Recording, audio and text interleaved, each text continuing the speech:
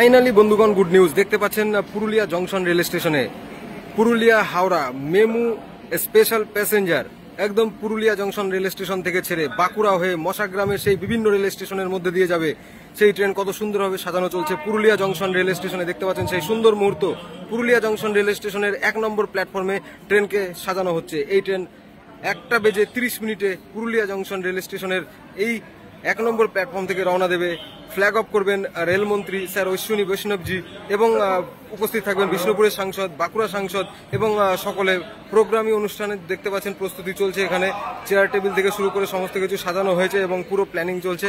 আর কিছু সময়ের অপেক্ষা, তারপরে কিন্তু শুভ উদ্বোধন হয়ে যাবে পুরুলিয়া জংশন রেল স্টেশন থেকে বাঁকুড়া মশাগ্রাম লাইনের ট্রেন একদম হাওড়া যাবে ডাইরেক্ট। দেখতে পাচ্ছেন ট্রেনকে কত সুন্দরভাবে সাজানো হয়েছে, দারুণ করে সাজানো চলছে ট্রেনকে। ট্রেনের একদম গাঁদা ফুল থেকে শুরু করে বিভিন্ন রকমের সুন্দর সুন্দর ফুল দিয়ে সাজানো হচ্ছে।